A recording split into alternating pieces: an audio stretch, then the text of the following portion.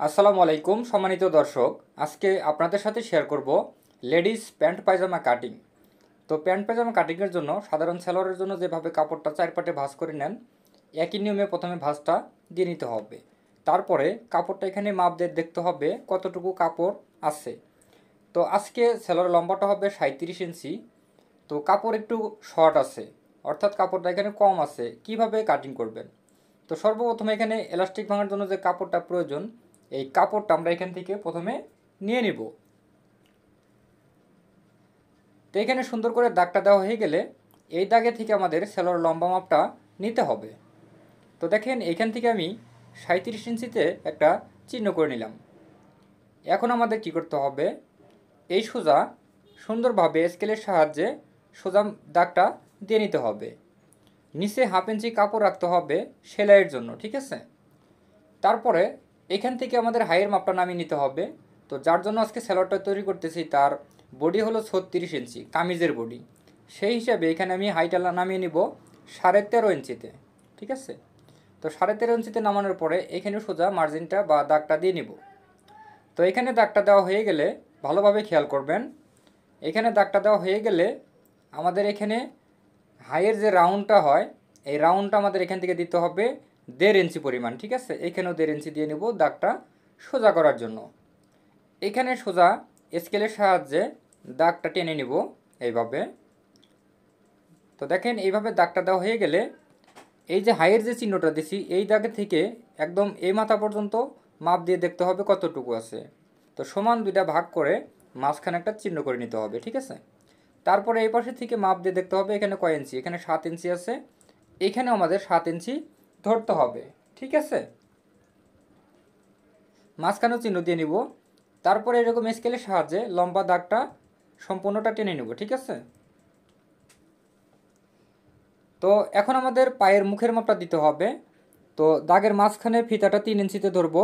এই পাশে 3 ইঞ্চি, এই পাশে 3 ইঞ্চি নেওয়ার পরে হাফ ইঞ্চি করে এক্সট্রা নিয়ে নেব, অর্থাৎ পায়ের মুখটা হবে সম্পূর্ণটা 12 ইঞ্চি।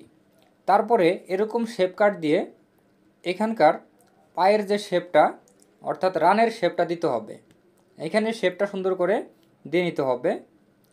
তো দেখেন আমি কিন্তু এখানে সুন্দর করে দাগটা দিয়ে নিতেছি।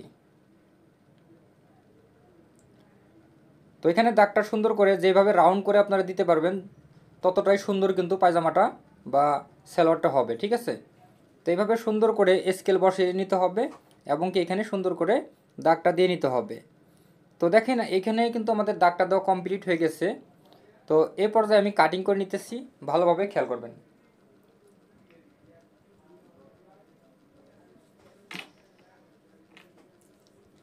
তো দর্শক, কাটিংয়ের সময় আপনারা খুব সাবধানে কাটিং করবেন। কাটিংটা যত সুন্দর করবেন, সেলাই করলে জামাটা পায়জামাটা কিন্তু ততটাই সুন্দর দেখা যাবে, ঠিক আছে? তো এই দাগ অনুযায়ী কিন্তু আমি কাটিংটা সুন্দর করে করে নিতেছি। তো নিচের অংশে কিন্তু জয়েন্ট দিতে হবে। তো জয়েন্টটা কিভাবে দিবেন এটাও কিন্তু আপনাদের আমি খুব সহজে বুঝিয়ে দিব, ঠিক আছে? তো দর্শক দেখেন এই পর্যায়ে কিন্তু আমাদের এখানে কাটিং হয়ে গেল। এখন আমাদের হাইটা কাটিং করে নিতে হবে।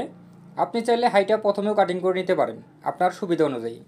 আর এখানে কিন্তু সুন্দর রাউন্ড করে কাটিং করে নিতে হবে, এইভাবে সুন্দর করে রাউন্ড করে কাটিংটা করে নেবেন, ঠিক আছে? তা হয়ে গেল আমাদের এখানে প্যান্ট পায়জামা কাটিং। এখন নিচের যে অংশটা আছে এখানে জয়েন্ট দিতে হবে। তো জয়েন্টটা কিভাবে দেবেন, এখানে 4 পাট কাপড় আছে, এই কাপড়টার উপরে সেলোয়ারের অংশটা এইভাবে সুন্দর করে বসিয়ে নিতে হবে। বসিয়ে নেওয়ার পরে পায়জামার শেপ অনুযায়ী কাটিং করে নিতে হবে কাপড়। এখানে কাটিং করে নিতেছি, নিচটাও সুন্দর করে সোজা করে কাটিং করে নিতে হবে। নেওয়ার পরে এই যে জয়েন্টের কাপড়টা দেখেন এখানে কিন্তু আঁকা বাঁকা আছে, যতটুকু চওড়া নিচে সিলাই দিতে চান সেই হিসেবে কাটিং করে নেবেন, তাহলেই হয়ে যাবে, ঠিক আছে?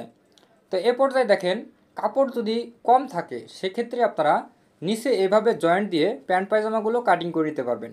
ভিডিওটি শেষ পর্যন্ত দেখার পরে ভালো লাগলে লাইক, কমেন্ট, শেয়ার করবেন। ধন্যবাদ।